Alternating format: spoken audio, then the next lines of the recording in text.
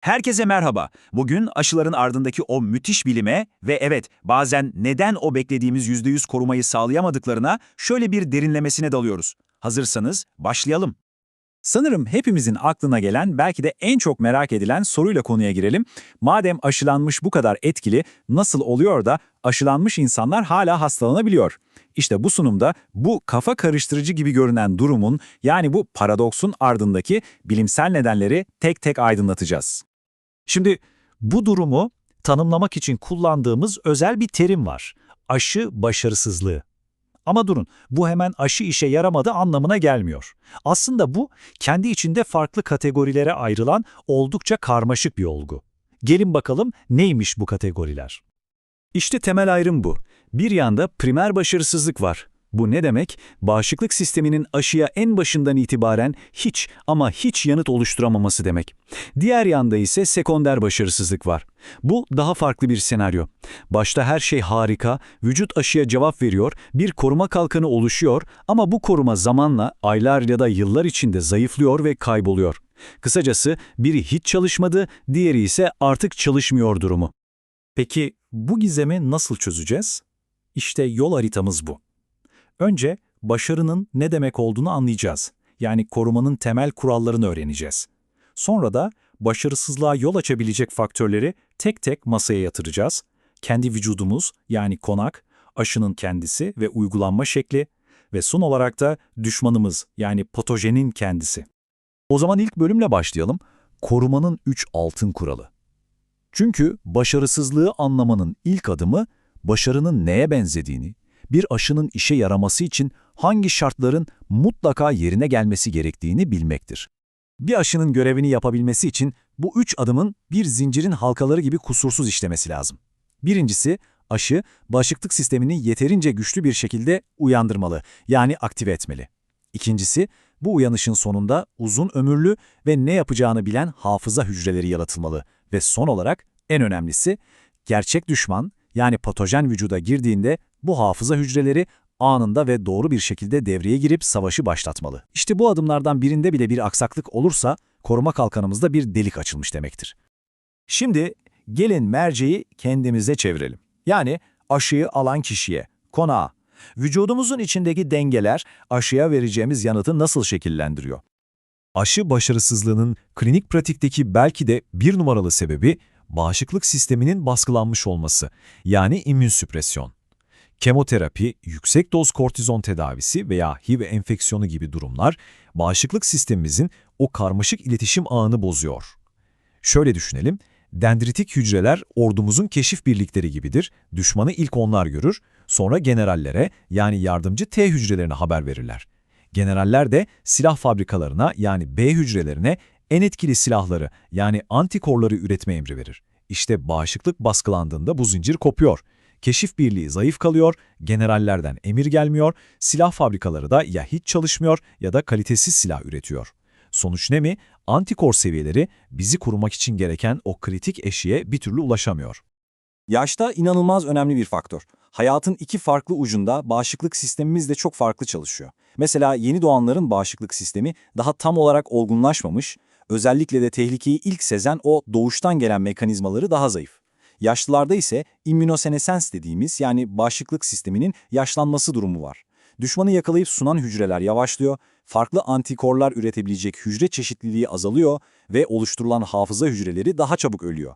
Zaten bu yüzden yaşlılar için özel olarak geliştirilmiş, bağışıklığı daha güçlü uyaran yüksek dozlu aşılar bulunuyor. Ve tabii bir de hepimizin farklı olan genetik yapısı var. Tıpkı parmak izimiz gibi bağışıklık sistemimiz de bize özel. Bazı insanlar genetik kodları yüzünden belirli aşılara daha zayıf yanıt vermeye yatkın olabilirler. Mesela bağışıklık hücrelerinin birbiriyle konuşmasını sağlayan bazı moleküllerin çeşitliliği azdır. Bu da bir kişinin neden belli bir aşıya karşı ısrarla düşük bir yanıt verdiğini açıklayabilir.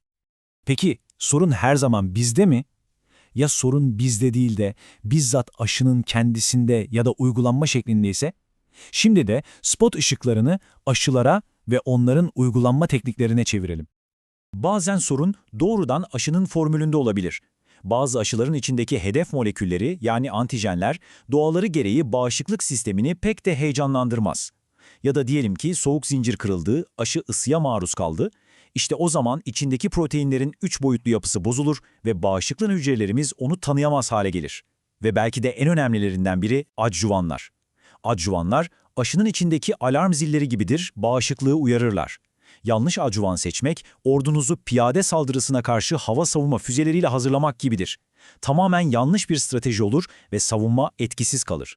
Bakın bu grafik aslında her şeyi anlatıyor. Sol taraftaki çubuğa bakın. Doğru adjuvan kullanıldığında ne oluyor? Hafıza hücrelerinin sayısı tavan yapıyor. Yani uzun ömürlü, sağlam bir ordu kuruyorsunuz. Peki ya sağdaki çubuk? Yanlış adjuvan seçimiyle işte görüyorsunuz. Ortaya çıkan hafıza çok daha zayıf, çok daha cılız kalıyor. Yani adjuvan basit bir yardımcı madde değil, bağışıklık yanıtının kaderini çizen bir komutandır. Elinizde dünyanın en iyi aşısı olsa bile uygulama hataları her şeyi berbat edebilir. Mesela hatırlatma dozlarının zamanlaması inanılmaz kritiktir. Eğer doz gecikirse antikorların hedefe daha sıkı yapışmasını sağlayan o kalite arttırma süreci yarım kalır. Ya da kas içine yapılması gereken bir aşıyı dere altına yaparsanız aşının doğru bağışıklık hücreleriyle buluşmasını engellemiş olursunuz. Hatta aşı olurken yüksek ateşli bir hastalık geçiriyor olmanız bile vücudun bütün dikkatini o anki enfeksiyona çevirmesine neden olur ve aşıya verilen yanıtı zayıflatabilir. Diyelim ki her şeyi mükemmel yaptık. Vücudumuz sağlıklı, aşı doğru formüle edilmiş ve doğru uygulanmış. Ama denklemin bir de üçüncü ve son bir değişkeni var. Düşmanın kendisi. Biz bağışıklık sistemimizi ne kadar iyi eğitirsek eğitelim, mikropların da bu savunmadan kaçmak için geliştirdiği inanılmaz akıllıca taktikleri var. En meşhur taktik, antijenik varyasyon. Kilit anahtar benzetmesiyle anlatmak en kolayı. Aşı sayesinde vücudumuz belirli bir kilit için mükemmel bir anahtar, yani antikor üretir. Ama virüs sürekli mutasyon geçirip o kilidin şeklini değiştirirse ne olur? Elimizdeki anahtar artık o kilidi açmaz, işe yaramaz. İşte grip virüsünün her yıl kılık değiştirip bizim de her yıl yeniden aşı olmamızın sebebi tam olarak budur. Şimdi bir sonraki konuyu anlamak için serotip kelimesini bilmemiz lazım. Çok basit. Aynı virüs ya da bakteri türünün sanki farklı üniformalar giyen alt tipleri gibi düşünün. Her üniforma bağışıklık sistemi için farklı bir hedef demektir. Bu grafik durumu çok güzel özetliyor. Mesela bir zatürre aşısı en sık görülen ve en tehlikeli serotipleri hedefler. Ama bu, piyasadaki bütün serotipleri kapsadığı anlamına gelmez. Yani aşınız kapsadığı o %70'lik kısma karşı sizi mükemmel korusa bile aşıda bulunmayan o %30'luk dilimdeki bir serotiple karşılaşıp hastalanabilirsiniz. Bu teknik olarak bir aşı başarısızlığı değil, kapsam dışı kalmış bir enfeksiyondur. Bazen de sorun düşmanın inanılmaz hızıdır. Tetanos toksini buna en iyi örnek. O kadar hızlı ve şiddetli etki eder ki hafıza hücrelerimizin uyanıp antikor üretip savaşa girmesi için yeterli zaman kalmaz. Hastalık, bağışıklık sistemimiz ben geldim diyene kadar çoktan başlamış olur. Bu hafızanın zayıflığı değil, reaksiyon süresinin düşmanın hızına yetişememesidir. Tamam, konaktan bahsettik, aşıdan bahsettik, patojenden bahsettik. Peki, tüm bu dağınık gibi görünen parçaları birbirine bağlayan ortak bir ilke, bir tür birleşik başarısızlık teorisi var mı? Kesinlikle var. İşte bütün anlatımın özeti, kilit noktası bu cümlede. Eğer aşının o ilk adımı, yani doğuştan gelen bağışıklık sistemini güçlü bir şekilde alarma geçirme görevi başarısız olursa, ondan sonraki adımlar, yani kalıcı antikor yanıtı ve hafıza oluşumu hiç başlamaz bile. Doğuştan gelen bağışıklık, adaptif bağışıklığın fırlatma rampasıdır ve o rampa olmadan roket asla havalanamaz. İşte bu yüzden bu başarısızlık mekanizmalarını anlamak, bize geleceğin aşılarını tasarlamak için paha biçilmez dersler veriyor. 3 ana ders çıkarıyoruz. 1. O ilk alarmı doğru ve güçlü bir şekilde çaldırmak için akıllı adjuvanlar seçmeliyiz. 2. Hafıza hücrelerini en verimli şekilde eğitmek için takviye dozlarını çok hassas bir şekilde zamanlamalıyız. Ve 3. Grip gibi sürekli kılık değiştiren düşmanların bir adım önünde kalmak için en doğru hedefleri seçmeliyiz. Ve tüm bunları bir araya getirdiğimizde akla şu heyecan verici ve kışkırtıcı soru geliyor. Başarısızlığın anatomisini artık bu kadar ince detayıyla bildiğimize göre tüm bu engelleri aşabilen, neredeyse başarısızlığa dayanıklı diyebileceğimiz yeni nesil aşıları tasarlamak mümkün mü?